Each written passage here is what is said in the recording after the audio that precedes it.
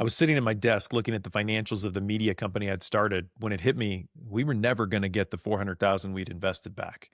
The idea was faulty, there wasn't a clear customer, there wasn't even a clear revenue model. The reality is I should have killed the project months before we brought on a team, took down office space and built a scalable website. But I was young and optimistic and I didn't really know what I was doing.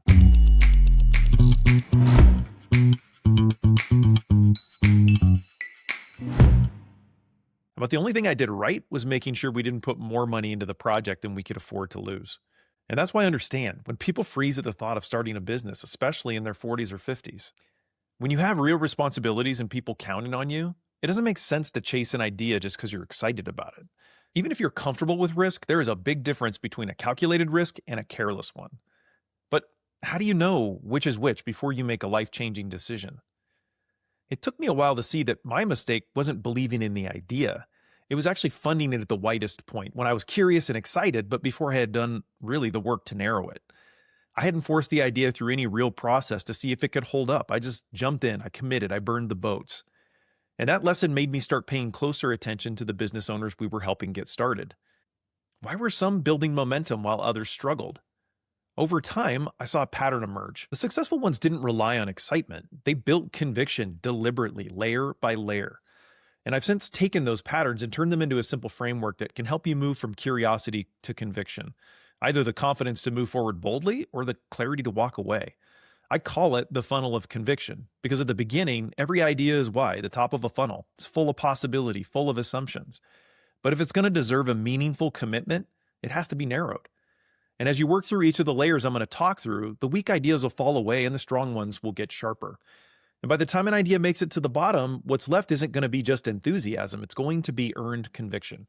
Now, there are 5 layers to do that work. And the first layer is market validation. Because before you get into any specific version of the idea, you want to step back and ask whether this is even a market you want to be in. Is the demand growing? Or are you stepping into something that's already peaked? Are there demographic or economic tailwinds behind it? Or are you fighting against structural headwinds? And just as importantly, is this an industry you could stay interested in for 5 to 10 years? Because business ownership isn't a short-term experiment. You're choosing a pond to fish in. And if the pond is shrinking or you don't actually care about the fish, it's going to be hard to succeed. The reality is that a mediocre operator can survive in a strong market, but in a weak market, even a talented operator can fail.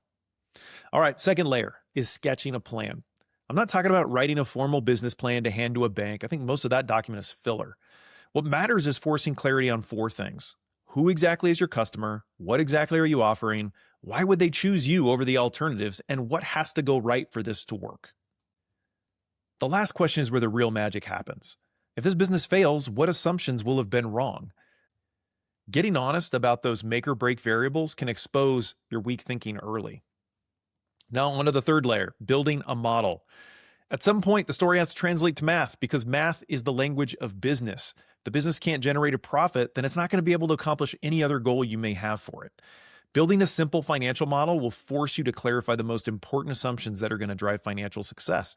That could be things like, what does it cost to acquire a customer? How much will my labor cost be? How many customers do I need to cover my fixed cost each month? What's likely to happen as you build this model is that you're going to see the areas where you are completely guessing. And it's important to expose those assumptions before you move to the final 2 stages because it's going to help us focus your efforts in those stages 4 and 5. And speaking of stage 4, the 4th layer is finding experts. This is where you get to check all your prior work with people who have the expertise to tell you what you're missing and where you may be wildly optimistic. Go find people who have operated in the space. Instead of asking them if they like your idea, walk them through your model, talk them through the plan you sketched out, share with them your observations about the market. Then ask them what you might be missing, what things they'd be looking for, and maybe who else you should talk to. Every industry has hidden realities that don't show up in the surface level research, and this is the fastest way to unearth those while also dialing in your plan and your assumptions. And finally, the 5th layer is testing like a scientist. Once you've identified the critical assumptions that could sink the business if they're wrong, you can design small controlled ways to test them. That might mean pre-selling, running a small pilot, shadowing an operator, or even spending a modest amount of money to validate pricing or margins. As an example, one of our clients, Spiro Egdo, stood outside a grocery store for 2 days, telling people about his proposed garbage bin cleaning service and asking for initial deposits if they were interested. And once he had 60 people signed up, that was enough validation for him to decide it was worth investing $100,000 in the truck that he was going to need to offer the service. And by the way, Spiro's grown that business into a small fleet of trucks and annual revenue in the seven figures. If you go through those 5 layers, one of two things is going to happen. You'll either kill a weak idea early and cheaply, or you're going to build real conviction around a strong one. Both are wins. What's dangerous is skipping the hard questions up front and answering them later when the stakes are higher, after you've signed the lease, or hired the team, or wired the money. Now, the funnel of conviction isn't going to eliminate risk, but it can shift how much and when you pay for your lessons. And I, based on personal experience, would much rather pay in thousands than in hundreds of thousands. So, until next week, y'all. Cheers.